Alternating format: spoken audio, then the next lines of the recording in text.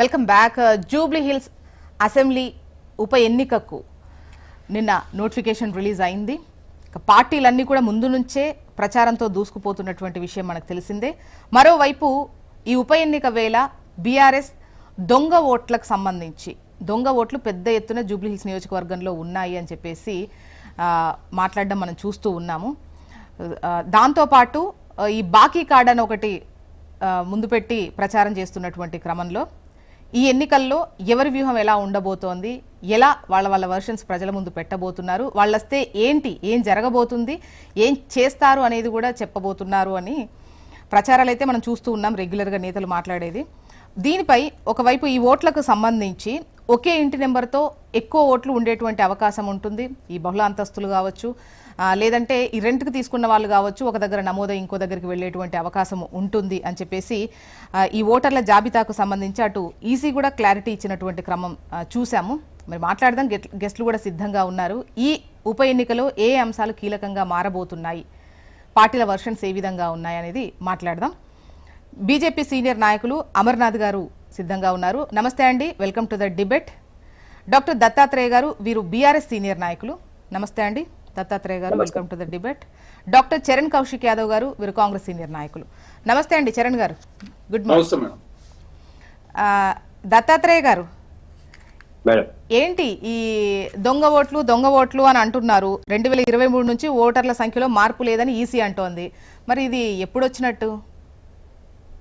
ఒకటే మేడం, ఇప్పుడు నేనేమంటా ఉన్నామంటే నిజంగానే దేశవ్యాప్తంగా రాజ్యాంగాన్ని పట్టుకొని తిరుగుతున్న రాహుల్ గాంధీ గారు బీజేపీ పార్టీ పైన ఓట్ చోరీ అని చెప్పేసి బీహార్ లో లబ్ధి పొందాలనే ప్రయత్నం చేస్తా ఉన్నారు.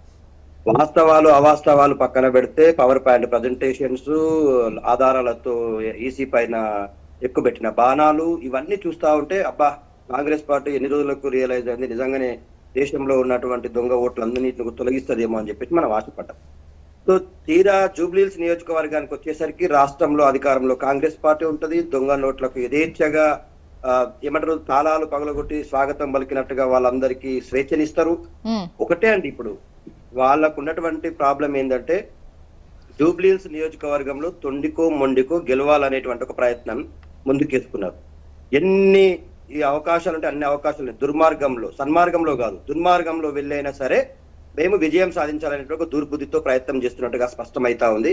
కాంగ్రెస్ పార్టీకి ఫేస్ వాల్యూ లేదు అండి. ఎందుకు లేదు అంటే 6 గ్యారెంటీలు 13 హామీలలో ప్రతి ఒక్కదాన్ని కూడా తెలంగాణ ప్రజలను పూర్తి. దత్తాత్రేయ గారు, నేను అడిగిన క్వశ్చన్, మీరు ఏదైతే పెద్ద ఎత్తున కాంగ్రెస్ దొంగ ఓట్ల కుట్ర చేస్తుంది అని అన్నారో, ఈసీ 2023 నుంచి ఈ ఓటర్ల జాబితాకు సంబంధించి నమోదుకు సంబంధించి కొత్తగా ఏం రాలేదు అని చెబుతోంది.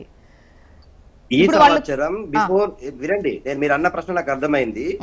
ఎన్నికల కమిషన్ ఆఫ్ ఇండియా కొత్త ఓట్లకు మేము ఎక్కడ కూడా అవకాశం ఇవ్వలేదు, పాతవే కదా, అప్పుడు టిఆర్ఎస్ పార్టీ అధికారంలో ఉంది కదా, మరి ఈ కొత్త ఓట్లు ఎక్కడికి వెళ్ళి వచ్చినాయి అనేటువంటిది మీ ప్రశ్న. రైట్, కరెక్టే. కానీ రీసెంట్లీగా జూబ్లీహిల్స్ నియోజకవర్గ ఎన్నిక ఆ నోటిఫికేషన్ కి ముందు ఒక 1 month బిఫోర్ మా నాయకుడు మాగంటి గోపీనాథ్ గారు దుర్మరణం చెందిన తర్వాత మా పార్టీగా మేము ఆ నియోజకవర్గంలో ఉన్నటువంటి ఓటర్ల సంఖ్య గురించి వెళ్ళి ఈసీ గారికి వినతి పత్రం సమర్పించినాం. 3,90,66,000 ఓట్లు ఉన్నాయని చెప్పేసి దాదాపుగా 4 లక్షల దాకా ఉన్నట్టుగా ప్రకటించారు. కొత్త ఓట్లు ఏమైనా చేర్చినరా అంటే 863 ఓట్లు చేర్చినాము అని స్పష్టంగా ఒక లేఖతో ఆధారాలతో సబ్మిట్ చేశారు. దీంట్లో దాదాపుగా 400 పైచిలుపు ఓట్లు కొత్తగా చేరినవి ఆ అడ్రస్లు ఒక దగ్గర, ఆధార్ కార్డులు ఒక దగ్గర, హౌస్ నంబర్లు ఒక దగ్గర ఉన్నట్లుగా చేర్చినట్టుగా మేము ఆధారాలతో సహా మీ ముందు ప్రవేశపెట్టడానికి సిద్ధంగా ఉన్నాము. ఇంకోటి మేము ఏమంటా ఉన్నామంటే, ఒక వ్యక్తి ఇంట్లో ఉండి ఇంకొక ఇల్లుకు మారడం వేరు, ఒక వ్యక్తి చనిపోతే ఓటు తీసేయడం వేరు, ఒక వ్యక్తి ఆ నియోజకవర్గం నుంచి ఇంకో నియోజకవర్గానికి షిఫ్ట్ అయితే ఆ ఓటు కొట్టేయడం వేరు, లేకపోతే కొత్త వాళ్ళు ఆ నియోజకవర్గానికి వచ్చి చేర్చుకుంటే వేరు, 18 సంవత్సరాల నిండిన కొత్త అభ్యర్థులకు ఓట్లు ఇష్యూ చేయడం వేరు. ఇలాంటివి కాకుండా ఒకే ఇంట్లో గంపగుత్తగా ఈ నెల రోజుల్లో నమోదైనటువంటి ఓట్ల గురించి మేము మాట్లాడుతా ఉన్నాం. అందుకే ఈ చర్య ఏదైతే వీళ్ళు ఈ చర్యలకు పాల్పడతా ఉన్నారో ఇవి చిల్లర మల్లర వేషాలండి, ప్రజలకు తెలుసు. కాంగ్రెస్ పార్టీ 6 గ్యారెంటీలు ఇవ్వడంలో విఫలమైనడానికి మా దగ్గర స్పష్టమైనటువంటి ఆధారాలతో బాకీ కార్డు ఉంది. ఆ బాకీ కార్డులో మెయిన్ గా 1,99,000 పైచులకు ఓటర్లతో, అంటే దాదాపుగా 2 లక్షల ఓటర్లు మహిళలే ఉన్నారు. ఆ 2 లక్షల ఓటర్లు మహిళలకు 18 సంవత్సరాలు నిండిన ప్రతి మహిళకు 2,500 రూపాయలు బాకీ పడ్డారు. 22 నెలలు ఇంటూ దత్తాత్రేయ గారు, వాళ్ళ బాకీతో పాటు మీ బాకీ కూడా చెప్తే బాగుంటదేమో. ఏం బాకీ పడ్డమో చెప్పండి మేడం. అంటే ఇచ్చినటువంటి అన్ని హామీలు ఇప్పుడు ఏదైనా కూడా అది అవుతుందా కాదా, నిధులు ఎలా ఉన్నాయా, ఇవన్నీ పక్కన పెడితే మాట ఇచ్చారు. మాట ఇచ్చి మేము ఇవ్వని కూడా చేశాము, అది వేరు లెక్క. ఇవ్వని కూడా చేశామనే లెక్క వేరు. సో ఇచ్చిన ప్రతి మాట నిలబెట్టుకున్నారా? గతంలో మేము ఇవి చేశాము, ఇవి నిలబెట్టుకోలేకపోయాం, మేము ఈసారి వస్తే అవి కూడా చేస్తామనా? లేదంటే ఇప్పుడు వాళ్ళకి సంబంధించి ఖచ్చితంగా వేకరువు పెడతారు. వాళ్ళు ఎన్నికల ముందు ఇచ్చినటువంటి హామీలు ఏమేం చేయలేదో డెఫినెట్ గా మీరు చెప్తారు, చెప్పాలి కూడా. సో ఈ బాకీ కార్డు మీద ఉన్నప్పుడు మీరు ఎంత బాకీ పడ్డారు, మేము ఈ స్థాయిలో బాకీ పడ్డామని మీరు చెప్తారా జనాలకు? వినండి మీరు మంచిగా చాలా అద్భుతమైనటువంటి ప్రశ్న అడిగారు. దీంట్లో చాలా సుదీర్ఘమైనటువంటి సమాధానం చెప్పాల్సిన అవసరం ఉంది, కొంత సమయం ఇవ్వండి. విషయం ఏంటంటే, కాంగ్రెస్ పార్టీ లాగా మేము బాకీ అంటే ఏదైతే వాళ్ళకు 6 గ్యారెంటీలు మేము ఎక్కడ చెప్పలేదు. ప్రజలకు మేము గ్యారెంటీలు ఇవ్వలేదు. ప్రజలకు మేము భరోసానిచ్చాం, ప్రజలకు మేము నమ్మకాన్ని ఇచ్చాం, ప్రజలకు మేము చేదోడు వాదోడుగా ఉన్నాం. ప్రజలు వ్యవసాయం చేస్తే వాళ్ళ చేతికి మా చేయిని అందించి వాళ్ళని నిలబెట్టినాం. వాళ్ళకు విద్యుత్ విషయంలో గానీ, వాటర్ విషయంలో గానీ, రుణమాఫీ విషయంలో గానీ, రైతు బంధు విషయంలో గానీ మేము చేదోడు వాదోడుగా ఉన్నాం తప్ప మేము గ్యారెంటీలు డిక్లరేషన్లు ప్రకటించి ఓట్లు దండుకున్న తర్వాత డబ్బులు లేవు. నేనేమంటా ఉన్నా మేడం, కాంగ్రెస్ పార్టీలో చాలా మంది ఆర్థిక నిపుణులు ఉన్నారు కదా, తెలంగాణ రాష్ట్ర బడ్జెట్ పైన, తెలంగాణ రాష్ట్ర ప్రభుత్వ గ్యావిటీ పైన అవగాహన లేకుండా ప్రకటించినటువంటి లెక్కలుగా లేవా ఇవి? 6 గ్యారెంటీలు 13 హామీల పైన ఏ ఒక్కరికైనా అవగాహన ఉందా? ఒక నాయకుడు గిట్లనే చరణ్ కౌశిక్ లాగా ఇంకో నాయకుడు నాతో పాటు డిబేట్ లో మాట్లాడుతూ ఎంత అండి మేము 64,000 కోట్లు అయితే ఈ హామీలను నెరవేరుస్తామండి అని ఒక ఊకదంపుడు లెక్కలు చెప్పే ప్రయత్నం చేసిండు ఒక డిబేట్ లో. నేను అన్నా, తెలంగాణ రాష్ట్ర బడ్జెట్ ఎంత, ప్రస్తుతం బడ్జెట్ లో ఉన్నటువంటి అప్పులు ఎన్ని, లేకపోతే అవసరాలు ఎన్ని, డెవలప్మెంట్ యాక్టివిటీస్ ఎన్ని, సంక్షేమ పథకాలు ఎన్ని, ఈ కట్టడాలు ఎన్ని, లేకపోతే ఇంకా మిగతా విషయాలు ఏంది అనేటువంటి దాని మీద మీకు అవగాహన లేకుండా ఎట్లా పడితే అట్లా ఎడా హామీలు ఇచ్చుకుంటూ పోయారు. మేము 2,000 రూపాయలు పెన్షన్ ఇస్తామంటే వాళ్ళు 4,000 ఇస్తామంటారు. మేము 12,000 రూపాయలు కౌలు రైతులకు ఇస్తామంటే మేము 15,000 ఇస్తామంటారు. రైతు బంధు 10,000 ఇస్తున్నాం రా నాయనంటే మేము 15,000 ఇస్తామంటారు. అంటే అర్రాస్ పాట లాగా ఎక్కడికక్కడ బజార్లో మేడం ఏదైనా వస్తువుకు అర్రాస్ పాడితే నా పాట, కాంగ్రెస్ పాట, బీఆర్ఎస్ గా కేసీఆర్ 2,000 ఇస్తే ఇగో రేవంత్ రెడ్డి ఒకవేళ అధికారంలోకి వస్తే 4,000 ఇస్తాడు. ఏ ఒక్కటైనా నెరవేరిందా? నేను అడుగుతాను. మేము ఒంటరి మహిళలకు సగర్వంగా 2,000 రూపాయలు ఇచ్చినాం.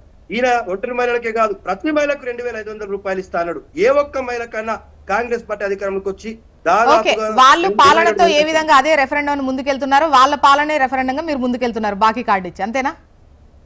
బాకీ కార్డు ఒకటే కాదండి, మేము ఇంకోటి చెప్తా ఉన్నాం. కాంగ్రెస్ పార్టీ అనేటువంటిది మోసానికి, దగకు, ఇచ్చిన మాట తప్పడానికి అత్యంత పెద్ద సామాజిక వర్గమైనటువంటి బీసీలను నడి రోడ్డు మీద నిలబెట్టి 42% రిజర్వేషన్ కు నయవంచన చేసింది.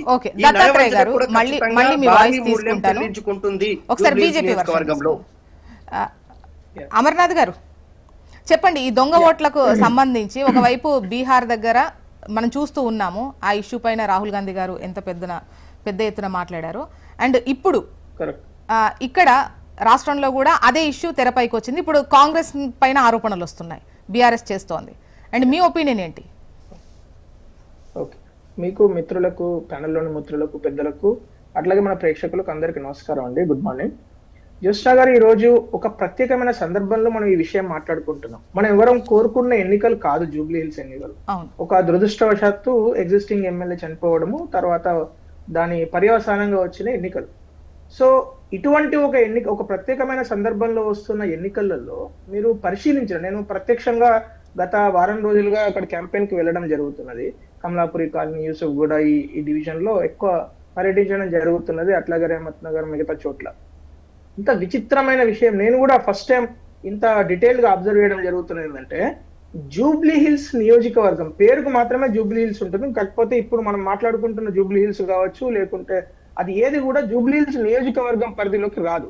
అన్ఫార్చునేట్లీ ఎక్కువ పేదలు, అట్లాగే దిగువ మధ్యతరగతి వ్యక్తులు నివసించే ఏరియాలే జూబ్లీ హిల్స్ నియోజకవర్గంకి వస్తాయి. అటువంటి చోట గత తెలంగాణ రాకముందు సరే అది వేరే సంగతి, తెలంగాణ వచ్చిన తర్వాత గత 11 సంవత్సరాలుగా ఈ 2 పార్టీలు పరిపాలించిన తీరు చూస్తే అత్యంత బాధాకరంగా ఉన్నది. అంటే కళ్ళపంట దుఃఖం వస్తున్నది. నేను ఒక ఛాలెంజ్ చేసి చెప్తాను జ్యోత్స్న గారు, మొత్తం హైదరాబాద్ లో జిహెచ్ఎంసీలో ఏకైక నియోజకవర్గం, ఒక్క ప్రభుత్వ భవనం కూడా కట్టడానికి నోచుకొని ఏకైక నియోజకవర్గం జూబ్లీ హిల్స్ గత 10 సంవత్సరాలలో. మీరు కావాలంటే మీరు వెతుక్కుంటూ వెళ్ళండి, ఏ ఒక్క కొత్త భవనం కూడా, ప్రభుత్వ భవనం కావచ్చు, ప్రభుత్వ సంస్థ కావచ్చు, ప్రభుత్వానికి సంబంధించిన ఏ ఇన్వెస్ట్మెంట్ కూడా లేదు. Not even a single building. in Jubilee Hills constituency. You can go and search. This is my challenge number 1. అంటే దీనిలో ఎవరు తప్పులు ఉన్నాయి మేడం? 10 సంవత్సరాలు పరిపాలించిన కేసీఆర్ ప్రభుత్వం ఏదో తప్పు చేసిందో, గత 22 నెలలుగా కల్లిబుల్లి మాటలు చెప్పి టక్కు టమార గజకర్ణ గోకర్ణ విద్యలు చూపించి ప్రభుత్వంలోకి వచ్చిన తర్వాత కూడా గత 22 నెలలుగా జూబ్లీ హిల్స్ ప్రజలకు ఏం చేశారో అని ప్రశ్నిస్తే కనీసం చెప్పుకోవడానికి లేదు. మొన్నటికి మొన్న వరుసగా 2 మంత్రులు వివేక్ వెంకటస్వామి గారు అట్లాగే పొన్నం ప్రభాకర్ గారు ఇద్దరు అసలు శంకుస్థాపనల మీద శంకుస్థాపనలు చేస్తూనే ఉన్నారు. మరి ఆ పైసలను ఎక్కడి నుంచి తీసుకొస్తారో, ఏ పనులు చేస్తారో, ఏ వీధికి వెళ్ళినా డ్రైనేజీ లేదు, ఏ వీధికి వెళ్ళినా వాటర్ లేదు. బేసిక్ అమ్యూనిటీస్ అంటారు కదా. అంటే ఇప్పుడు ఈ అపార్ట్మెంట్ కు సపోజ్ మీరు పర్మిషన్ ఇచ్చారనుకోండి, అపార్ట్మెంట్ నుంచి మురుగు నీరు అంటే డ్రైనేజ్ ఎటు వెళ్తుందో క్వశ్చన్ కు ఆన్సర్ లేదు 30 సంవత్సరాల నుంచి. విచిత్రం అది. సో ఇటువంటి ఒక దారుణమైన ఘోరమైన పరిస్థితులలో జూబ్లీ హిల్స్ నియోజకవర్గం ఉంటే ఈ 2 పార్టీలు వచ్చి ఏం మాట్లాడతాయి? ఇప్పుడు ఇందాక విన్నారు కదా, వారు వచ్చి ఏం మాట్లాడుతున్నారు? ఈ పార్టీ ఆ పార్టీ మీద నిందలేస్తుంది, ఆ పార్టీ ఈ పార్టీ మీద నిందలేస్తుంది. కానీ ప్రజలకు ఒరిగేది ఏంది అంటే శూన్యం. ఈ మధ్యలో కొత్త విషయం ఏం జరుగుతున్నదంటే ఈ బోగస్ ఓట్ల గురించి. అయితే మీకు ఒక విషయం చెప్తాను దోస్నా గారు, 2018 ముందు నుంచి అంటే 2018 సంవత్సరం నుంచి అప్పుడు ఎన్నికలు జరిగినప్పుడు భారతీయ జనతా పార్టీ వైపు నుంచి చాలా సార్లు కంప్లైంట్ చేయడం జరిగింది. మలక్పేట నియోజకవర్గము, చాంద్రాయణగుట్ట నియోజకవర్గము, యాకత్పుర నియోజకవర్గము, జూబ్లీ హిల్స్ నియోజకవర్గాలలో వందల సంఖ్యలో ఒక్కొక్క, మీరు కావాలంటే ఇప్పుడు గూగుల్ సెర్చ్ చేస్తే కూడా మీకు తెలుస్తుంది, ప్రతి ఒక్క ఇంట్లో అంటే ఒక 8-3-72 అనే ఇంట్లో 250 ఓట్లు ఉంటే ఆ ఇల్లు సైజ్ ఎంత అంటే 60 గజాలు. 60 గజాల ఇంట్లో, అది అపార్ట్మెంట్ కాదు, గేటెడ్ కమ్యూనిటీ కాదు, మల్టీ స్టోరీడ్ బిల్డింగ్ కాదు, దానిలో 250 ఏంది ఓట్లు ఉంటాయి. నిన్నటికి నిన్న మీరు నేను ఒక ఫోటో చూపిస్తా, దయచేసి ఇది చూపించండి. ఈ నవీన్ యాదవ్ గారు వీరు క్యాండిడేట్, వీరు ఓటర్ కార్డులు పంచుతున్నారు. మొత్తం స్వతంత్ర భారతదేశ చరిత్రలో ఏ క్యాండిడేట్ కూడా చీరలు వంచిర్రు, బిస్కెట్లు వంచిర్రు, చాక్లెట్లు వంచిర్రు, బియ్యం వంచిర్రు, కానీ ఓటర్ ఐడి కార్డులు పంచిన ఏకైక వ్యక్తి మన సోదరుడు నవీన్ యాదవ్ గారు.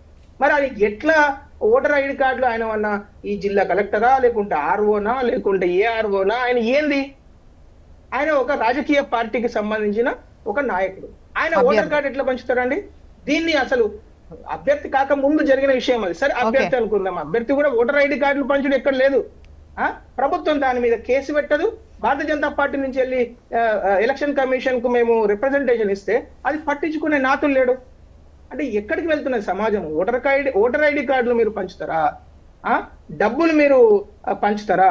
నిన్నటికి నిన్న అదేదో 25 లక్షలు పట్టుబడ్డాడు. అంటే ఓటర్లను లేకుంటే మీరు భారతదేశ రాజకీయ ప్రజాస్వామ్యాన్ని ఎక్కడికి తీసుకెళ్దాం అనుకుంటున్నది ఈ పార్టీ? కాంగ్రెస్ పార్టీ ముఖ్యంగా ఇప్పుడు కాంగ్రెస్ పార్టీ అధికారంలో ఉన్నది. కాంగ్రెస్ పార్టీ ఏం చెప్పి అధికారంలోకి వచ్చింది? అనేక సార్లు బీఆర్ఎస్ అనే పార్టీ, అంతకుముందు టీఆర్ఎస్ అనే పార్టీ ఎన్నో అవకతవకలు చేస్తున్నది. ఒక్క షేర్లింగంపల్లిలో ఒకటే ఇంటి నెంబర్ మీద వేల సంఖ్యలో ఓట్లు ఉన్నాయి. 20,000 సేమ్ అంటే సిమిలర్ ఫోటో ఐడెంటిఫికేషన్ ఉన్న 20,000 ఓట్లను గుర్తించారని అప్పటి కలెక్టర్ గారు చెప్పారు. దానిలో ఒక ఓటు కూడా తీసేయొద్దని కేసీఆర్ గారు నిర్దేశించారు. 2018 ఓట్లు అట్లనే వెళ్ళిపోయినాయి. ఆ తర్వాత 2023లో సరే రివిజన్ జరిగిన తర్వాత కూడా అనేక సార్లు భారతీయ జనతా పార్టీ వైపు నుంచి రిప్రజెంటేషన్స్ చేస్తే రివిజన్ జరిగింది. ఇప్పుడు ఈ సందర్భంలో మనం ఒక ప్రత్యేక సందర్భంలో ఎలక్షన్స్ వెళ్తున్నాం కదా, ఇప్పుడు కూడా నేను ఛాలెంజ్ చేసి చెప్తున్నాను జ్యోత్స్న గారు, నిజంగా ఈ గవర్నమెంట్ కు చిత్తశుద్ధి ఉంటే, ఈ గవర్నమెంట్ కు ఏమాత్రం ఓటర్ లిస్టులను మనము క్లీన్స్ చేయాలి అనే ఒక ఉద్దేశం ఉంటే ఈ పార్టీకే special intensive revision. Bharatiya Janata party వెళ్ళి ఎలక్షన్ కమిషన్ వేడుకున్నది, అయ్యా మీరు బీహార్ లో స్పెషల్ ఇంటెన్సివ్ రివిజన్ చేశారు, బోగస్ ఓట్లను, దొంగ ఓట్లను తీసివేశారు కదా, దయచేసి జూబ్లీ హిల్స్ లో కూడా ఉప ఎన్నిక వచ్చే అవకాశం ఉంది కదా, మీరు ఇక్కడ కూడా చేయండి అంటే మీ ప్రభుత్వం నుంచి అంటే లోకల్ ఎస్ఈసి అంటారు కదా, సో స్టేట్ ఎలక్షన్ కమిషన్ కావచ్చు, సిఇఓ తెలంగాణ నుంచి ఒక లెటర్ తీసుకురండి అంటే వాళ్ళ దగ్గరికి వెళ్తే కనీసం పట్టించుకునే పరిస్థితి లేదు.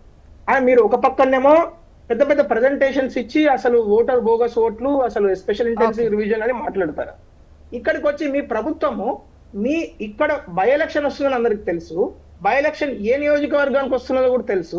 అలాంటి సందర్భంలో మీరు ఒక్క నియోజకవర్గానికి మీరు స్పెషల్ ఇంటెన్సివ్ రివిజన్ ఎందుకు చేయలేదు? ఈ రోజు బోగస్ ఓట్ల గురించి మనం మాట్లాడుకునే పరిస్థితి ఎందుకు వచ్చింది? ఏది నోటిఫికేషన్ వచ్చి నామినేషన్స్ స్టార్ట్ అయిన తర్వాత అంటే Okay. మనం ఎక్కడ ఉన్నాం? టెక్నాలజీ లేదా హైదరాబాద్ లో? ఓకే. కనీసం అంటే ఉద్దేశం లేదు, చిత్తశుద్ధి లేదు ఈ ప్రభుత్వానికి. మీరు ఈ ప్రభుత్వం యొక్క పరిస్థితి ఎట్లా ఉందంటే పైకి అదో ఊపర్ షేర్వాని అందరు పరేషాని అని అంటున్నది, పైకి మాత్రం చాలా కల్లిబుల్లి కబుర్లు చెప్తారు, మేము అద్భుతాలు చేస్తాం, ఇది ఒకసారి చేస్తాం, కాంగ్రెస్ వాయిస్ కూడా తీసుకోండి. లోపలికి వెళ్తా మాత్రం చిత్తశుద్ధి మాత్రం శూన్యం. ఓకే. చరణ్ జూబ్లీ హిల్స్ ప్రజలకు ఏదైనా చేద్దామనే చిత్తశుద్ధి ఈ గవర్నమెంట్ కు శూన్యం. ఓకే. సరే, పాత చరణ్ గారు గవర్నమెంట్ చరణ్ అంత గారు దారుణం చూస్తున్నారు చేసిపోయింది. కాంగ్రెస్ దొంగ ఓట్ల కుట్ర అంటూ బీఆర్ఎస్ అంటోంది. ఎట్ ద సేమ్ టైం ఏదైతే బీహార్లో జరుగుతోందో ఈ సమగ్ర ఓట్ల సర్వేకు సంబంధించి కొత్త సవరణ జాబితా సంబంధించినటువంటి నడుస్తోందో ప్రాక్టీస్, అది ఒకటే నియోజకవర్గం ఉంది కదా, సో ఆ ప్రాక్టీస్ ఏదో ఇక్కడ ఎందుకు చేయలేదు, ఆలోచన ఎందుకు రాలేదు? ఒకవైపు దొంగ ఓట్లకు సంబంధించి అంత పెద్ద ఎత్తున ఉద్యమిస్తున్నారు మీరు, అండ్ దీనికి సంబంధించి ఇక్కడ విమర్శల పాలవుతున్నారు. మేడం, ప్రభుత్వాన్ని చిత్తశుద్ధి ఉంది కాబట్టి చాలా స్పష్టంగా ఏదైతే సోషల్ మీడియా వేదికగా ఒకే ఇంట్లో 43 ఓట్లు అని చెప్పి చాలా స్పష్టంగా ఏదైతే సోషల్ మీడియాలో ట్రోలింగ్ అయిందో దాని మీద చాలా స్పష్టంగా జిహెచ్ఎంసీ కావచ్చు, అదేవిధంగా డివిజన్ ఉన్నటువంటి అధికారులు కూడా దాని మీద రివ్యూ నిర్వహించారు. 8-3-23/B-160లో హౌస్ నెంబర్ 264 నెంబర్లో 43 ఓట్లు ఉన్నట్టుగా నిర్ధారించి ఇది బహుళంతస్తున్నటువంటి భవనము. అదే కాకుండా ఇది రిపేర్ ఇప్పుడు అవుతా ఉంది. ఇందులో ఇప్పుడు 4 మాత్రం ఉన్నారు. ఇందులో 20 మంది సినీ కార్మికులు, 29 మంది అంటే 39 మంది ఇప్పుడు ఇక్కడ ఉండడం లేదు. వీళ్ళు కూడా చిత్ర పరిశ్రమలో పనిచేస్తున్న కార్మికులు. అదే కాకుండా 20 సంవత్సరాల నుంచి ఇక్కడ ఓటు హక్కు వినియోగించుకున్నారు. అదే కాకుండా మొన్న ఎంపీ ఎలక్షన్ కూడా చాలా స్పష్టంగా ఓటు హక్కు వినియోగించుకున్నారని చెప్పేసి ఆల్రెడీ నిర్ధారించు. ప్రభుత్వానికి చిత్తశుద్ధి ఉంది కాబట్టి చాలా స్పష్టంగా సోషల్ మీడియాలో వచ్చినటువంటి దాని ప్రశ్నకు సమాధానంలో భాగంగా ఏకంగా ఆ సర్కిల్లో ఉన్నటువంటి జిహెచ్ఎంసీ అధికారులు ఆ బిల్డింగ్ లోకి వెళ్ళి అసలు ఎందుకు ఇంతకుముందు 43 ఉన్నాయి, ఇప్పుడు ఎందుకు 4 ఓట్లు మాత్రం ఉన్నారు, 39 మంది ఎడుబేరు, వాళ్ళు ఎప్పటి నుంచి అక్కడ ఉంటారని చెప్పి వాళ్ళు నిర్ధారించి మన ఎంపీ ఎలక్షన్ లో కూడా ఓటు వేసారని చెప్పి రాష్ట్ర ప్రభుత్వం చాలా స్పష్టంగా ప్రకటించింది. అదే కాకుండా ఇక్కడ చూస్తా ఉన్నారు మాగంటి గోపీనాథ్ గారు ప్రతిసారి 30,000 ఓట్లు గతంలో కూడా వేయించుకుని చెప్పేసి నేను అక్కడికి వెళ్ళినప్పుడు చాలా స్పష్టంగా చెప్తా ఉన్నారు. మాదే కాదు సార్, చాలా ఇళ్లలో కూడా అట్లాంటి ఓట్లు ఉన్నాయి. గతంలో మాగంటి గోపీనాథ్ గారు 2009 అదేవిధంగా 14 కావచ్చు, 18 కావచ్చు, 23 కూడా వాళ్ళు ఇట్లాంటి పని చేసిరని చెప్పి చాలా స్పష్టంగా ఆ బస్తీలోకి వెళ్తా ఉంటే బస్తీ వాసులు చెప్తున్న పరిస్థితి మనం చూస్తా ఉన్నాం. కాబట్టి అనవసరంగా రాజకీయం చేసి కోణంలో మీరు పోతాం, మీరు రాజకీయం చేసే ఉద్దేశంతో కాంగ్రెస్ ప్రభుత్వం పోవడం లేదే చాలా స్పష్టం. అదే కాకుండా ఇప్పుడు జూబ్లీ సంబంధించి వెనకబడిపోయిందంటే మరి దానికి కారణం ఎవరు? 2 సార్లు ఇక్కడ తెలంగాణ రాష్ట్రంలో కేసీఆర్ గారు అధికారులు ఉన్నారు, అక్కడ ఎమ్మెల్యే కూడా బీఆర్ఎస్ పార్టీ సంబంధించిన. అదే కాక 2 సార్లు కూడా ఎంపీ కిషన్ రెడ్డి గారు ఉన్నారు. తెలంగాణ కిషన్ రెడ్డి గారు కేంద్ర మంత్రిగా 7 సంవత్సరాల నుంచి అక్కడ ఉన్నారు. కనీసం నవోదయ స్కూల్ కూడా తీసుకున్న పరిస్థితిలో కిషన్ రెడ్డి గారు పొట్టుపెట్టి సికింద్రాబాద్ పార్లమెంట్ సంబంధించి వారు చేసిన డెవలప్మెంట్ ఏదో చెప్పంటే వాళ్ళు డెవలప్మెంట్ ఎలాంటి డెవలప్మెంట్ కు సికింద్రాబాద్ పార్లమెంట్ నోచుకోలేదు. కాబట్టి మొన్న సికింద్రాబాద్ పార్లమెంట్ ఓడిపోయే అవకాశం ఉంటే అనవసరంగా కొన్ని ప్రత్యేక కారణాల వల్ల కిషన్ రెడ్డి గారు ఇచ్చిన పరిస్థితి మనం చూసినాం. కాబట్టి కిషన్ రెడ్డి గారి పార్లమెంటు కేంద్రంలో భారతీయ జనతా పార్టీ ఉంటుంది, వారు కేంద్ర మంత్రి ఉంటారు. మరి జూబ్లీస్ వెనకబడిపోయిందంటే మరి దాని కారణం కిషన్ రెడ్డి గారు కూడా బాధ్యత వహించారు కదా. అదే కాకుండా బీఆర్ఎస్ పార్టీ దాదాపు మాగంటి గోపీనాథ్ గారు 3 సార్లు అక్కడి నుంచి ఎమ్మెల్యేగా ప్రాతినిధ్యం వహించారు. 2009లో అది డీలిమిటేషన్ అయితే తర్వాత 2014 నుంచి అక్కడ ఒకసారి టీడీపీ నుంచి 2 సార్లు బీఆర్ఎస్ పార్టీ నుంచి మాగంటి గోపీనాథ్ గారు గెలిచారు. 2014 కావచ్చు, 2024 కావచ్చు, 2019 కావచ్చు, 2024 కావచ్చు కిషన్ రెడ్డి గారు అక్కడి నుంచి ఎంపీగా ప్రాతినిధ్యం వహించారు. కాబట్టి ఇవన్నిటి కూడా BRS party, Bharatiya Janata party సంబంధించినటువంటి నాయకులు డెవలప్మెంట్ చేయడం మూలంగానే ప్రధానంగా అక్కడ అభివృద్ధి కుటుంబం మాట వాస్తవం. అదే కాకుండా కాంగ్రెస్ ప్రభుత్వం అంటే చరణ్ గారు గత ప్రభుత్వానికి సంబంధించి ఈ ఓట్లకు సంబంధించి దొంగ ఓట్లకు సంబంధించి ఇంకా చెప్పాలంటే మీకు డౌట్ ఉందా? అంటే అటువంటి వేయించుకునే వాళ్ళు గత 2-3 టర్మ్స్ లో కూడా అటువంటి గోపీనాథ్ గారు అటువంటి అటెంప్ట్ చేశారు అన్నప్పుడు మీకు ఆ లెక్కతోనైనా కూడా ఈ స్పెషల్ ఇంటెన్సివ్ రివిజన్ చేయొచ్చు కదా, సర్వే చేయొచ్చు కదా. ఇప్పుడు ఇక్కడ తక్కువ టైం 1, 2 ఇప్పుడు బీహార్ సంబంధించి ఇక్కడ కర్ణాటకలో దొంగ ఓట్లు కేంద్రం పట్టించుకునే పరిస్థితి. కర్ణాటకలో పోరాటం చేస్తా ఉన్నారు. ఒక మహాదేవ్పూర్ నియోజకవర్గానికి సంబంధించి 1,20,000 ఓట్లు ఏ విధంగా నమోదైనాయి, ఏ విధంగా ఓట్లు వేసారు అనేది రాహుల్ గాంధీ గారు కర్ణాటక రాష్ట్రంలో బెంగళూరు సెంట్రల్ నియోజకవర్గానికి సంబంధించి 8 ఉంటాయి అక్కడ పార్లమెంట్ కు. ఇక్కడ మనకాడ తెలంగాణలో 7 అసెంబ్లీలు ఉంటాయి, అక్కడ 8 అసెంబ్లీలో 7 భారతీయ జనతా పార్టీ మైనస్ వచ్చిన తర్వాత ఒక మహాదేవ్పూర్ లో 1,20,000 మెజార్టీ రావడంతో అక్కడ భారతీయ జనతా పార్టీ గెలిచింది, ఎట్లా గెలిచింది, ఏ విధంగా ఉన్నాయి ఓట్లు అని చెప్పేసి ఆధారాలు సమర్పించినా కూడా కేంద్రము చరణ్ గారు పట్టించుకోలేదు. అడిగేదే ఎలక్షన్ స్ట్రైట్ కమిషన్ క్వశ్చన్, ఉల్టా గత ప్రభుత్వానికి సంబంధించి మీకు డౌట్ ఉందా లేదా ఈ దొంగ ఓట్లకు సంబంధించి? ఉంది కాబట్టే కదా ఇప్పుడు కర్ణాటకలో ఏ ప్రభుత్వం, కాంగ్రెస్ ప్రభుత్వమే ఉంది. కాంగ్రెస్ ప్రభుత్వం ఉంటే అక్కడ ఆధారాలతో సహా సమర్పిస్తే సెంట్రల్ ఎలక్షన్ కమిషన్ పట్టించుకున్న పాపాన పోలేదు. బీహార్ లో 63 లక్షల ఓట్లు తొలగించారు. మహారాష్ట్రలో ఎమ్మెల్యే ఎలక్షన్ కి ఎంపీ ఎలక్షన్ మధ్య 63 లక్షల ఓట్లు ఎంపీ ఎలక్షన్ల తర్వాత మహారాష్ట్రలో నమోదైనాయి. కాబట్టి భారతీయ జనతా పార్టీ ఓటు చోరుకి పాల్పడుతుంది. తెలంగాణ రాష్ట్రంలో భారతీయ జనతా పార్టీ లేదు కాబట్టి భారతీయ జనతా పార్టీ ఇట్లాంటి కుట్రలకు తెరదీస్తలేదు తెలంగాణ రాష్ట్రం. ఎందుకంటే వాళ్ళు ఏదైతే అధికారంలో ఇప్పుడు గత శాసనసభ ఎన్నికల్లో మీరు గెలిచారు, ఎస్ మేడం, అంతకుముందు ప్రభుత్వం మీద మీకు ఈ దొంగ ఓట్లకు సంబంధించి డౌట్ ఉంది. మేడం ఇక్కడ మేము దొంగ ఓట్లకు సంబంధించి డౌట్ మీన్స్ అక్కడ నిన్న ఏదైతే ఈ 43 ఓట్లు ఈ ఇంట్లో ఉన్నాయి, ఇందులో నలుగురు మాత్రమే ఉన్నారని చెప్పేసి అక్కడ పోయినప్పుడు అక్కడ దాని మీద ఏదైతే అక్కడ ఉన్నటువంటి అధికారులు కావచ్చు దాని మీద ఇక్కడ వీళ్ళు ఎప్పటి నుంచి ఉంటారు అని చెప్పి చుట్టుపక్కల వాళ్ళని అడుగుతున్నప్పుడు ఇదే కాదు చాలా ఉన్నాయని చెప్పేసి వాళ్ళు చెప్పిన పరిస్థితి మనం చూసినాం. కాబట్టి 1-2 దిక్కులు ఇక్కడ జరిగి ఉండొచ్చు కాక, కాకపోతే దేశవ్యాప్తంగా ఒకే విధానంతో ముందుకు పోవాల్సిన అవసరం ఉంది. ఆధార్ కార్డు అనుసంధానం చేస్తారా లేకపోతే ఏదో ఒకటి చేయాలి. ఎందుకంటే ప్రజలకు నమ్మకం సన్నగిల్తా ఉంది ఎలక్షన్ కమిషన్ మీద. ఎందుకంటే ఉన్నటువంటి చట్టాన్ని మార్పు చేసి అదేవిధంగా చీఫ్ ఎలక్షన్ కమిషనర్ కావచ్చు, కమిషనర్లను గతంలో chief justice of supreme court and ప్రధాన ప్రతిపక్ష నేత ప్రధానమంత్రి గారు ఉండేది. ముగ్గురిట్లో ఇద్దరు ఎవరు ఒప్పుకుంటే వాళ్ళు చీఫ్ ఎలక్షన్ కమిషనర్ నియమికమైంది. కానీ భారతీయ జనతా పార్టీ అధికారులకు వచ్చిన ప్రత్యేక చట్టం తీసుకొచ్చి ప్రధానమంత్రి గారు సూచించినటువంటి కేంద్ర మంత్రి ఒక సభ్యుడిగా, ప్రధానమంత్రి గారు ప్రతిపక్ష నాయకుడు, ముగ్గురిట్లో ఇద్దరు భారతీయ జనతా పార్టీకి సంబంధించిన వాళ్ళు ఉండటంతో ప్రధానంగా ఎలక్షన్ కమిషనర్లంతా కూడా అదేవిధంగా భారతీయ జనతా పార్టీ అనుకూలంగా ఉన్న వాళ్ళు రావడంతో ప్రధానంగా భారతీయ జనతా పార్టీ అధికారంలో రాష్ట్రాలు కావచ్చు, భారతీయ జనతా అధికారంలో వచ్చే రాష్ట్రాల్లో మాత్రమే భారతీయ జనతా పార్టీ ఓటు చోరీకి పాల్పడతా ఉంది. దానిలో భాగంగా కర్ణాటకలో అదే చేసిరు, మహారాష్ట్రలో చేసిరు, హర్యానాలో చేసిరు, బీహార్ లో కూడా అదే చేసే ప్రయత్నం చేసిరని చెప్పి చాలా స్పష్టంగా రాహుల్ గాంధీ యాత్ర చేసి 63 లక్షల ఓట్లు ఉన్నట్టుగా నిర్ధారణ. కాబట్టి దేశవ్యాప్తంగా ఒక విధానాన్ని తీసుకురావాల్సిన అవసరం ఉంది. ఎందుకంటే 2 ఓట్లు 3 ఓట్లు 4 ఓట్లు ఒక ఉదయ్ కుమార్ అనే వ్యక్తి కర్ణాటకలో వేసిండు, మహారాష్ట్రలో వేసిండు, తను ఇప్పుడు బీహార్ లో వేసిండు, గతంలో ఢిల్లీలో వేసిండు.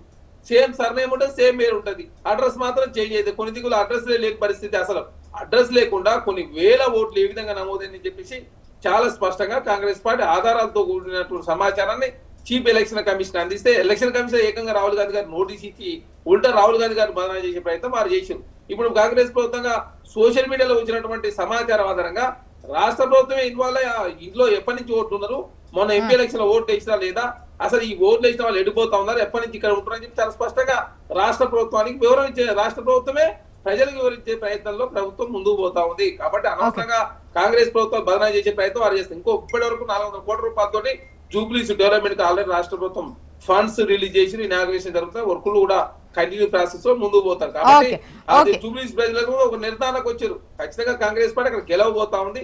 మెజార్టీ ఒకటే.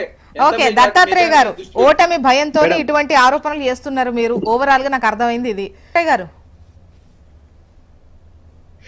దత్తాత్రేయ గారు ఓడిపోతాము అన్న భయంతోనే 2023 ఓటర్ల జాబితా నుండి ఇప్పటి వరకు ఆ సంఖ్యలో ఏం మార్పు లేదని ఒకవైపు ఈసీ చెప్తోంది. కాంగ్రెస్ అంటోంది ఆ భయంతోనే ఈ కాంగ్రెస్ దొంగ ఓట్ల కుట్ర అన్నదోటి ముందుకేసుకొని ప్రచారం చేస్తున్నారు మీరు. గెలుపోవటంలోనే ఒక నిమిషం పక్కన పెడదాం మేడం. ఆ నియోజకవర్గంలో మాగంటి గోపీనాథ్ గారి కుటుంబము 24 గంటల్లో 16 గంటలు ఆ జూబ్లీహిల్స్ నియోజకవర్గ ప్రజల కోసమే స్వర్గీయ మాగంటి గోపీనాథ్ గారు కష్టపడ్డారు. ప్రతి డివిజన్ లో మా కార్పొరేటర్ల విజయాన్ని సాధించినాము. జిహెచ్ఎంసీలో కూడా పకడ్బందీగా మొన్నటి వరకు మాజీలు అయిపోయేంత వరకు మా నాయకులే ఉన్నారు. ఒకటి. రెండోది, బీఆర్ఎస్ పార్టీగా గ్రేటర్ హైదరాబాదే కాదు తెలంగాణ రాష్ట్రం మొత్తానికి కూడా ఏ రకమైనటువంటి అభివృద్ధిని అందించింది, ఎట్లా సంక్షేమ పథకాలను ప్రతి ఇంటికి చేర్చింది అనేటువంటి తెలంగాణ ప్రజలకు చాలా స్పష్టంగా తెలుసు. మేము 2 లక్షల ఉద్యోగాల పేరు మీద డిక్లరేషన్లు ప్రకటించలేదు, 2 లక్షల రుణమాఫీ పేరు మీద రైతుల కోసం డిక్లరేషన్ ప్రకటించి మోసం చేయలేదు, 6 గ్యారంటీల పేరు మీద ఆడపిల్లలని లేకపోతే విద్యార్థులని యువకులని మహిళలని మేము మోసం చేయలేదు, వృద్ధులని. సో మాకు ఒక స్పష్టమైనటువంటి నమ్మకం ఏముంది అంటే ఆ నియోజకవర్గం మా సిట్టింగ్ ఎమ్మెల్యేది దురదృష్టవశాత్తు హఠాన్మరణం చెందడం వల్ల మాకు వస్తున్నటువంటి ఎన్నిక. ఆ కుటుంబం పైన గాని మాగంటి గోపీనాథ్ గారి పైన ఉన్నటువంటి అభిమానంతో ఒకటి, మా పార్టీ కమిట్మెంట్ తో ఆ నియోజకవర్గంలో చేసినటువంటి డెవలప్మెంట్ యాక్ట్, ఇంతకు ముందు బీజేపీ నాయకులు కానీ కాంగ్రెస్ పార్టీ నాయకులు కానీ అక్కడ డెవలప్మెంట్ ఏం జరిగింది అనే మాట మాట్లాడుతా ఉన్నారు. ఉమ్, తెలంగాణ రాష్ట్రంలో ఒక నియోజకవర్గంలో డెవలప్మెంట్ జరిగి ఇంకో నియోజకవర్గంలో డెవలప్మెంట్ జరగకపోవడం అంటూ బీఆర్ఎస్ పార్టీ నాయకత్వంలో కేసీఆర్ గారి నాయకత్వంలో అలా జరగలేదు. ఈవెన్ ప్రతిపక్ష నేతలు దత్తాత్రేయ గారు ఈ మాట ఒక్క విషయం చెప్పండి ఎమ్మెల్యేలే దత్తాత్రేయ గారు. మాట్లాడతారు. ఒకటే చెప్పండి. నేను ఎందుకు రెండు అడుగుతాను. మా వైపు ఒక పెద్ద విషయం పట్టించుకోరా, మా నియోజకవర్గాలు కావా అని చెప్పేసి మాట్లాడిన సందర్భాలు కూడా చూసాము. అలా ఉండదు. అది ఏ ప్రభుత్వంలో, నాట్ ఓన్లీ బీఆర్ఎస్, అన్ని నియోజకవర్గాలు ఒకే స్థాయిలో డెవలప్మెంట్ ఉండడం అనేది అది సాధ్యం కాదు. మీరు ఏదో మాట్లాడడం కోసం ఇది చెప్పడం కరెక్టేనా? వినండి మేడం, నేను చెప్పేది రండి.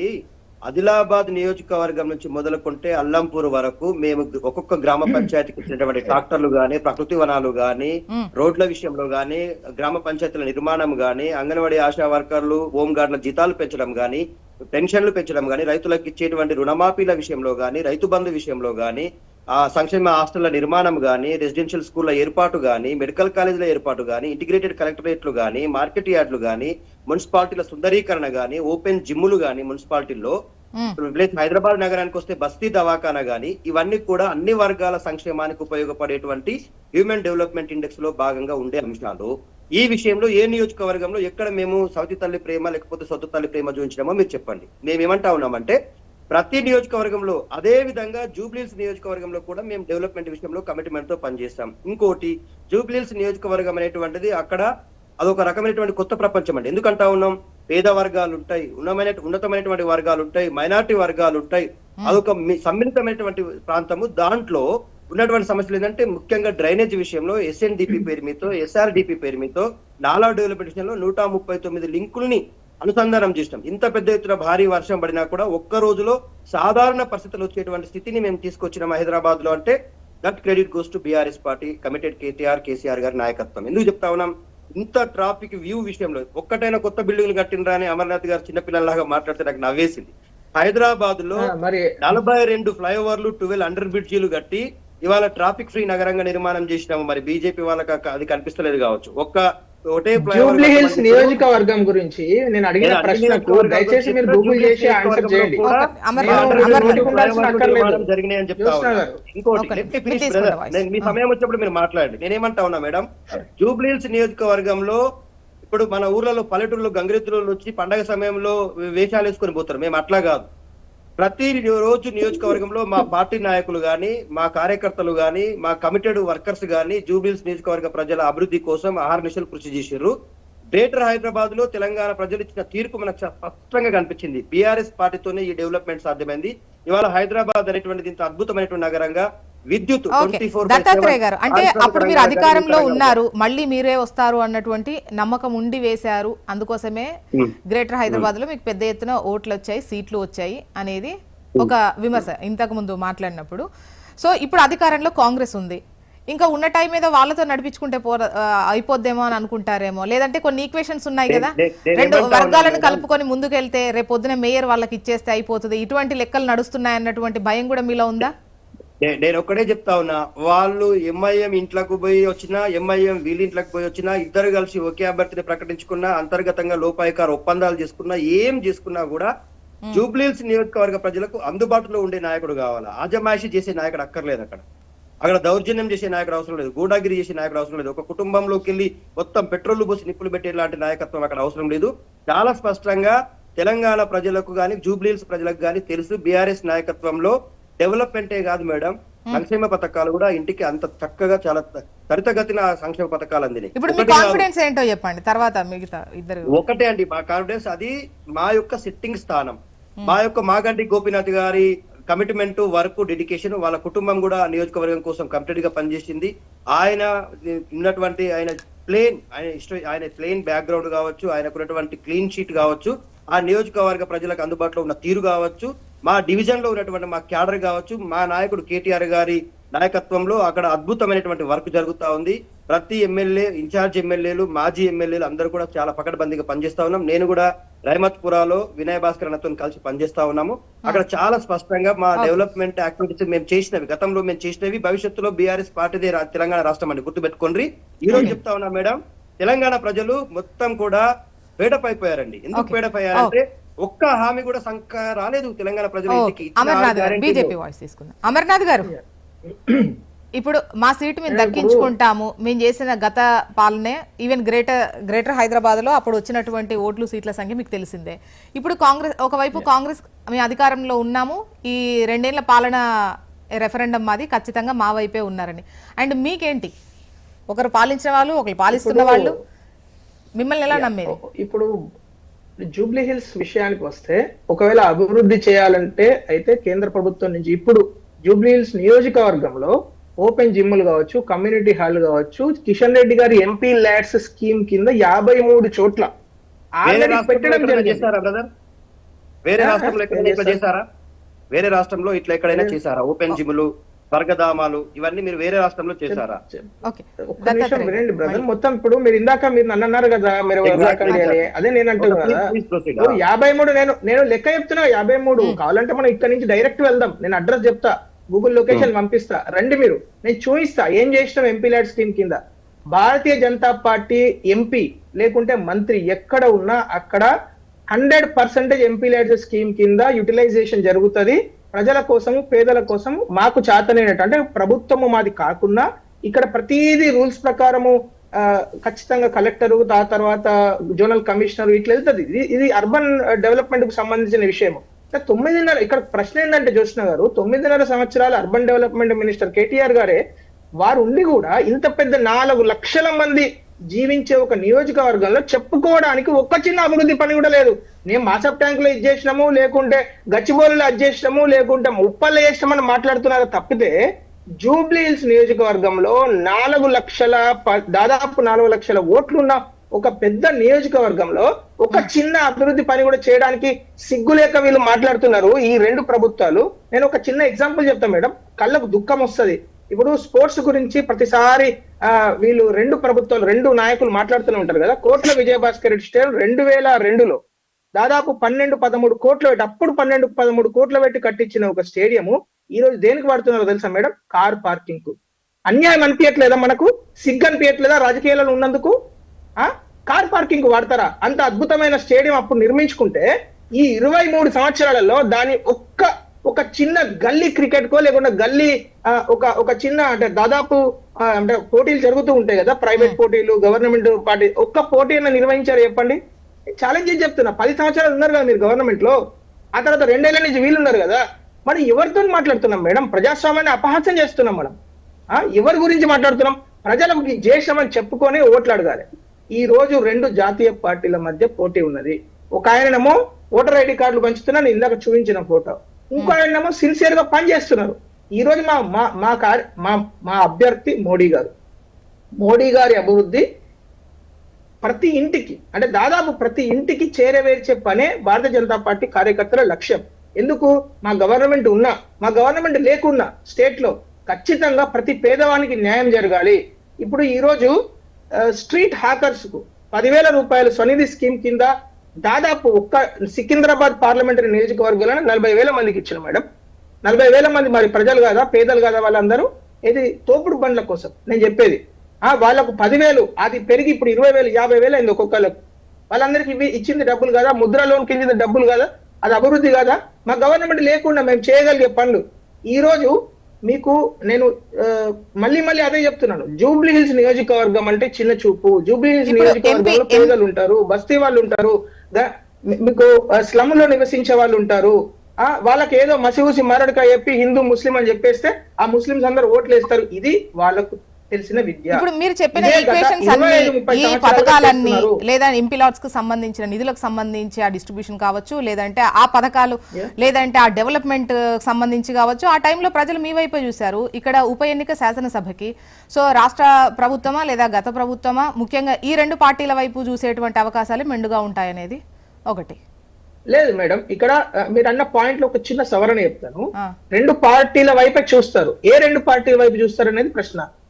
అయితే కేంద్ర ప్రభుత్వానికి సంబంధించిన భారతీయ జనతా పార్టీ నిధులు ఇవ్వాలి, లేకుంటే అభివృద్ధి చేయగలగాలి, లేకుంటే స్టేట్ గవర్నమెంట్ రిప్రజెంట్ చేసి కాంగ్రెస్ పార్టీ చేయాలి. ఇప్పుడు బీఆర్ఎస్ పార్టీకి నెత్తి కాదు, కత్తి కాదు. వాళ్ళకి ఓటేస్తే ఏమైతుంది? అది మోరీలో వేసినా, డ్రైనేజీలో వేసినా, లేకుంటే బీఆర్ఎస్ వేసినా ఒకటే అని ప్రజలు అనుకుంటున్నారు. అక్కడ ఎందుకు? ఇప్పుడు బీఆర్ఎస్ పార్టీ ఒక చిన్న క్వశ్చన్ అండి, అంటే పార్టీలకు అతీతమైన క్వశ్చనే. ఎందుకంటే అధికారంలో లేనటువంటి ఎమ్మెల్యేలకు నిధులు అందవా? వాళ్ళు డెవలప్మెంట్ చేసే అవకాశమే ఉండదా? అందుకోసమే నేతలు ఇట్లా పార్టీ మారాల్సినటువంటి అగత్యం పట్టిందా అనేది ఇప్పుడు మీరు అన్నదాన్ని బట్టి, ఎందుకంటే ఇప్పుడు వాళ్ళకేస్తే మోరీలో పడ్డట్టే అంటారు. అంటే ఇప్పుడు మొన్నటి వరకు గోపీనాథ్ గారు స్టేట్ గవర్నమెంట్ ఆధారంగా ఉంటది మేడం. అక్కడ ఉండే స్టేట్ గవర్నమెంట్ కాంగ్రెస్ పార్టీ అయితే మీరు అన్నది కరెక్ట్, అక్కడ ఉన్న స్టేట్ గవర్నమెంట్ టీఆర్ఎస్ పార్టీ అయితే అక్కడ ఉన్నది కరెక్ట్. అదే అక్కడ ఉన్న భారతీయ జనతా పార్టీ అయితే తప్పు. ఎందుకంటే భారతీయ జనతా పార్టీ ఉంటే అసలు పార్టీలకు అతీతంగా ఏ ఎంపీ దత్తాత్రేయ గారు మీ టైం అప్పుడు కన్క్లూడింగ్ మీకు ఇస్తాను అవకాశం, ప్లీజ్ నోట్ చేసుకోండి. ఎందుకంటే అందరూ జూమ్ కాల్స్ లోనే ఉన్నారు, జనాలకు ఏమర్థం అవుద్ది ఒకేసారి ఇద్దరు మాట్లాడితే. అమర్నాథ్ గారు కంటిన్యూ చేయండి. దుబ్బాకలో రఘునందన్ రావు గారు ఎమ్మెల్యే గెలిచిన తర్వాత ప్రతిరోజు ఫైట్ చేసి చేసి చేసి చేసి విసుగొచ్చి అక్కడ పాంప్లెట్స్ పంపించినాం మేము. ఈ డేట్లకు ఈ ప్రపోజల్స్ పంపించడము ఈ నియోజకవర్గానికి సంబంధించిన అభివృద్ధి కోసము. ఇటు పక్కన సిద్దిపేటలో అయింది, అటు పక్కన గజ్వేల్లో అయింది, ఇటు పక్కన సిరిసిల్లలో అయింది. మన ఒక నియోజకవర్గం అభివృద్ధికి నోచుకోలే అని అప్పుడున్న టిఆర్ఎస్ ప్రభుత్వానికి అనేక సందర్భాలలో అప్పీల్స్ ఇచ్చి చివరికి విసుగొచ్చి ఆయన పాంప్లెట్లు పంచిండు. ఏది ఈ 20 ప్రపోజల్స్ మనం ఇచ్చినాము, ఒక్కటి కూడా వీళ్ళు ఇప్పటి వరకు యాక్సెప్ట్ చేయలేదు. సేమ్ థింగ్ అంటే మేము చేయగలిగే ఆ ప్రతిపక్ష ఎమ్మెల్యే చేయగలిగే పని చెప్తున్నాను. అదే భారతీయ జనతా పార్టీ ఎంపీలో కావచ్చు, గుజరాత్ లో కావచ్చు, మిగతా అన్ని చోట్ల ప్రతిపక్ష ఎమ్మెల్యేలు ఉన్న సంబంధం ఉండదండి. ఎందుకంటే ఒకసారి ముఖ్యమంత్రి నిర్ణయం అయిన తర్వాత ముఖ్యమంత్రి ప్రతి వ్యక్తికి ముఖ్యమంత్రి, నాకైనా ముఖ్యమంత్రి, మీకైనా ముఖ్యమంత్రి, మా పార్టీ కాకపోయినా. అలాంటి ముఖ్యమంత్రి మొత్తం ప్రజల గురించి ఆలోచించకుండా ఓన్లీ వాళ్ళ నియోజకవర్గాల గురించి ఆలోచించడం స్టార్ట్ చేస్తే ఈ సమస్యలన్నీ వస్తాయి. ఈరోజు Jubilee hills is a classic example. Including నేను చెప్తున్నా, కేసీఆర్ గారు ముఖ్యమంత్రి ఉన్నా కూడా, మాగంటి గోపీనాథ్ గారు టీడీపీ నుంచి టీఆర్ఎస్ లో జాయిన్ అయినా కూడా ఎంత దరిద్రమైన పరిస్థితి ఉందో మీరు ఒక్కసారి వెళ్ళి చూడండి. హెచ్ఎంటీవీ తరఫున దయచేసి నా రిక్వెస్ట్ ఏంటంటే ఒక మైక్ పట్టుకొని మీరు కమలాపురి కాలనీకి వెళ్ళండి. కమలాపురి కాలనీలో నేను మొన్న సండే రోజు తిరుగుతూ ఉంటే 35 సంవత్సరాల నుంచి వాళ్ళు డ్రైనేజీ కోసము వాళ్ళు అప్పీల్స్ చేస్తున్నారు మేడం జిహెచ్ఎంసీకి. 35 ఆయన చెప్తుంటే నాకైతే షాక్ అయిపోయినానండి. 35 అప్పీల్స్ ఏంటి సార్ అంటే వాళ్ళు చివరికి వాళ్ళే డబ్బులు జమ చేసుకొని అక్కడ ఉన్న చిన్న చిన్న అపార్ట్మెంట్లు అంటే స్మాల్ అపార్ట్మెంట్స్ ఉంటాయి, స్టాండర్డ్ అపార్ట్మెంట్స్, వాళ్ళందరూ డబ్బులు జమ చేసుకొని వాళ్ళు ఇప్పుడు చేసుకుందామంటే అక్కడ మొత్తం ఆ గల్లీ అంతా తవ్వి పెట్టారు. వీళ్ళు శంకుస్థాపన చేసి తవ్వేసి కోడ్ వచ్చిందని ఇప్పుడు చప్పడేక ఉన్నారు. ఎన్ని సంవత్సరాలు తవ్విన ఆ రోడ్ అట్లుంటుందో మనకు తెలియదు. చరణ్ గారు ఏంటి అంటే మీరు అంటున్నారు ఇప్పుడు మీ పాలనే రెఫరెండము ఖచ్చితంగా మా వైపే ఉన్నారని మీరు అంటున్నారు. గతంలో ఈ గ్రేటర్ హైదరాబాద్ లో వచ్చిన రిజల్టే రిపీట్ అవుతుందని వాళ్ళు, లేదు కంటోన్మెంట్ టైంలో వచ్చినటువంటి ఫలితాలు రిపీట్ అవుతాయని మీరు, లేదు ఇది రెండింటి పాలనకు సంబంధించి విసిగిపోయారు మా వైపే చూస్తారని బీజేపీ. ఏంటి వాళ్ళు మరోవైపు ఈ బాకీ కార్డు ఎన్నికల టైంలో ఈ 100 రోజుల్లో ఇచ్చేటువంటి హామీలు అనేవే ప్రముఖంగా ముందుకేసుకున్నారు. మేడం ఇప్పుడు ప్రధానంగా మీరు గుర్తుపెట్టుకోండి, మొన్న జరిగినటువంటి ఎంపీ ఎలక్షన్ లో బీఆర్ఎస్ పార్టీ జూబ్లీస్ లో 3rd, అంతకుముందు 23 ఎలక్షన్ లో ఎమ్మెల్యే ఎలక్షన్ లో గెలిచినప్పటికీ 24లో జరిగినటువంటి ఎంపీ ఎలక్షన్ లో బీఆర్ఎస్ పార్టీ 3rd వచ్చి, కాంగ్రెస్ పార్టీ 1st వచ్చి, భారతీయ జనతా పార్టీ 2nd వచ్చింది. అయినా సికింద్రాబాద్ పార్లమెంట్ లో కిషన్ రెడ్డి గారు గెలిచారు. 2019లో గెలిచి 2024లో గెలిచిన పరిస్థితి మనం చూసినాం. అయినా కిషన్ రెడ్డి గారు గెలిచి కేంద్ర మంత్రి అయింది. కేంద్ర మంత్రి ఎంపీ ల్యాడ్స్ ఎన్ని ఉంటాయి మేడం? ఒక ఎంపీకి 5 కోట్లు ఉంటాయి. 5 కోట్లలో వారికి ఉన్నది 7 నియోజకవర్గాలు, 7 కోట్లు ఉంటాయి. 5 ఇప్పుడు 7 ఎక్కడి నుంచి అయిందే? 5 కోట్లే కదా ఉంది. అదే కాకుండా మొన్న ఇప్పుడు ఇంతకుముందు ఎమ్మెల్యేలకు 1.5 crores ఉంటే దాన్ని 3 కోట్లు చేసింది మన కాంగ్రెస్ ప్రభుత్వం వచ్చిన తర్వాత. అదే కాకుండా ఇప్పుడు 5 కోట్ల రూపాయలు ఉంటే ఒక నియోజకవర్గానికి 1 కోటి రూపాయలు, సరే వారు చెప్పినట్టు 7 కోట్లన్నా కూడా 1 కోటి రూపాయలే కదా. 1 కోటి రూపాయలతోటి ఏం జూబ్లీస్ డెవలప్మెంట్ అవుతుంది? ఎట్లా? ఇంకోటి వారికి అవకాశం ఉండి కూడా వారు కేంద్ర మంత్రి. అదే కాకుండా మీరు చూస్తాం నితిన్ గడ్కరీ గారు వారి ప్రాంతంలో పెద్ద ఎత్తున డెవలప్మెంట్ జరుగుతా ఉంది. మీరు రోడ్స్ కావచ్చు, స్కూల్స్ కావచ్చు, రకరకాల ఇన్ఫ్రాస్ట్రక్చర్ కావచ్చు, కంపెనీస్ కావచ్చు, రకరకాల చేస్తా ఉన్నారు. ఇక్కడ వారు చేసుకునే అవకాశం, ఎందుకంటే స్కిల్ డెవలప్మెంట్ ఆఫ్ ఇండియా ద్వారా చాలా చేసుకోవచ్చు. జూబ్లీస్ ప్రాంతానికి రోడ్స్ తీసుకురావచ్చు. అదే కాకుండా ప్రత్యేకమైన నిధులు తీసుకొచ్చి ఆ ప్రాంతాన్ని డెవలప్మెంట్ చేయొచ్చు. చాలా అవకాశం ఉన్నప్పుడు కూడా కిషన్ రెడ్డి గారు చేయాల్సిన పనులు చేయడం లేదు. మొన్న కేంద్ర ప్రభుత్వం నవోదయ స్కూల్స్ తెలంగాణ రాష్ట్రాన్ని 3 ఇస్తే మరి కిషన్ రెడ్డి గారు నేనే కేంద్ర మంత్రి 3-4 వస్తే జూబ్లీస్ కానీ సికింద్రాబాద్ పార్లమెంట్ వచ్చిన పరిస్థితి లేదు. అదే కాకుండా వారు ఇక్కడ ఏదైతే అంబర్పేట సంబంధించి ఇప్పటివరకు ఆ ఫ్లైఓవర్ సమస్య పరిష్కారం కూడా, ఎందుకంటే నారపల్లి స్టార్ట్ అయిన ఫ్లైఓవర్ మధ్యలో అనివార్య కారణంలో ఆగిపోయింది. ఆ ఫ్లైఓవర్ కూడా ఇంతవరకు సమస్య పరిష్కారం రాలే. హైదరాబాద్ ట్రాఫిక్ సమస్య పరిష్కారం కాలే. వారు ఉన్నటువంటి ప్రాంతంలో కూడా మూసి ఉన్నది. ఇక్కడ ఈ అంబర్పేట కావచ్చు, సికింద్రాబాద్ పార్లమెంట్ సంబంధించి వారు మూసి సంబంధించి ప్రత్యేక నిధులు తీసుకునే పరిస్థితి లేదు. ఎందుకంటే నర్మదా నది కావచ్చు, యమునా నది కావచ్చు, గంగా నది భారతీయ ప్రక్షాళన చేసుకుని కేంద్ర ప్రభుత్వం. కానీ కిషన్ రెడ్డి గారు హైదరాబాద్ పట్టించుకున్న పాపన పోలేదు. RRR సంబంధించిన నిధులు ఎవరు, అది రైల్వే రింగ్ సంబంధించిన నిధులు ఎవరు, అంటే చరణ్ గారు ఏంటి మూసీకి సంబంధించి డైరెక్ట్ వాళ్లే వచ్చి చేసేసి వెళ్తారా ఏంటి? లేదు మేడం, అనుమతి ఇవ్వాలి కేంద్ర ప్రభుత్వం. అంటే దానికి సంబంధించిన ఒకటి చరణ్ గారు ఊరికే నార్మల్ కాకుండా మీరు పెట్టిన ప్రపోజల్స్ ఏంటి, వాళ్ళు తిరస్కరించినవి ఏంటి, మీరు ఇచ్చిన డిపిఆర్లు ఏమన్నా ఉన్నాయా, మీరు ఎంత అడిగారు, వాళ్ళు ఎంత ఇస్తామంటున్నారు?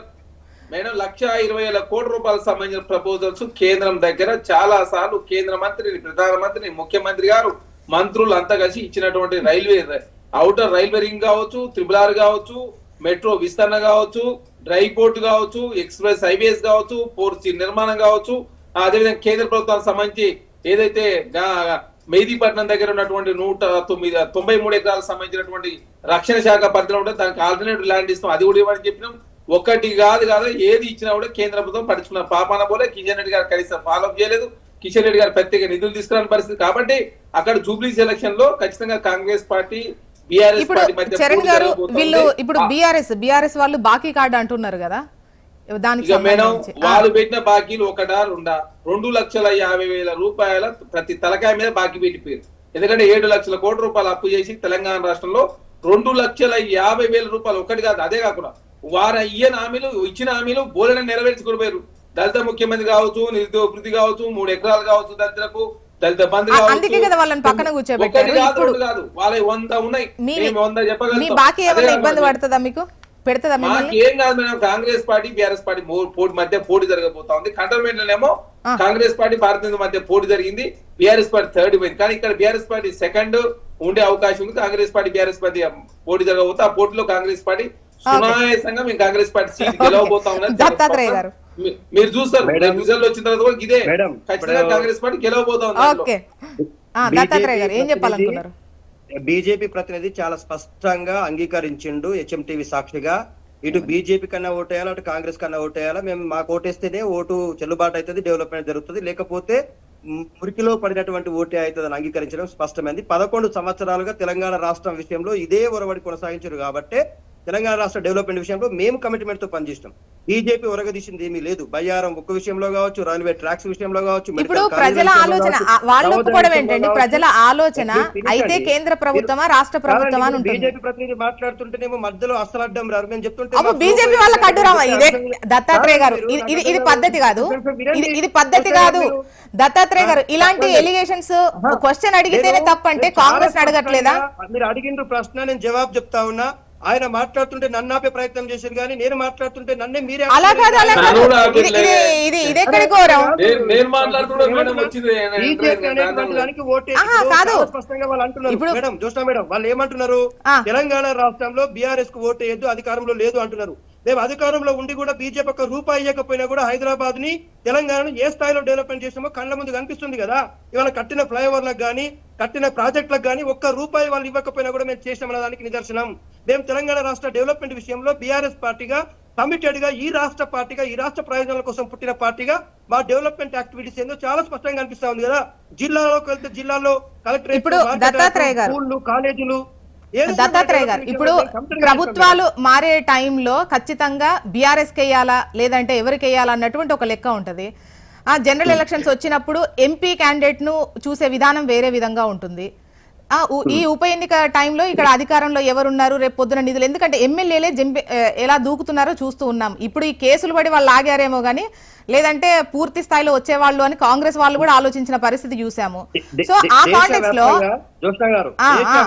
బీజేపీ అనేటువంటిది ఈడీ, సిబిఐ, ఐటీ లాంటి సంస్థలతో భయపెడుతూ ఎమ్మెల్యేలను, ఎంపీలను నయవంచన చేస్తూ గుంజుకోని పార్టీలలో అధికారం కొనసాగుతా ఉంది.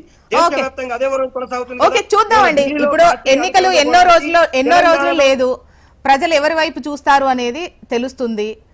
ముఖ్యంగా ఈ 2 ఏళ్ల పాలనకు సంబంధించి రెఫరెండం అని కాంగ్రెస్ అంటుంటే అదే పాలనకు సంబంధించి విసిగిపోయి మా వైపు ప్రజలు చూస్తారన్నటువంటి నమ్మకంతో మీరు ఉన్నారు. ఈ 2 పార్టీలు కాదు మా వైపు చూస్తారని అటు బీజేపీ అంటోంది. చూద్దాం ప్రజలు ఎవరి వైపు ఉంటారనేది కొన్ని రోజుల్లో తేలిపోతుంది. కాబట్టి నవంబర్ 14న ఆల్మోస్ట్ తేటతెల్లం అయిపోతుంది ప్రజలు ఎవరి వైపు ఉన్నారు అనేది. థ్యాంక్ యూ సో మచ్ అండి డిస్కషన్లో పాల్గొన్నందుకు. దత్తాత్రేయ గారు, చరణ్ గారు, అమర్నాథ్ గారు, థ్యాంక్ యూ అండి. ఇది వాళ్ళ న్యూస్ అనాలిసిస్. చూస్తూనే ఉండండి హెచ్ఎం టీవీ. వార్త ఆగదు, నిజం దాగదు.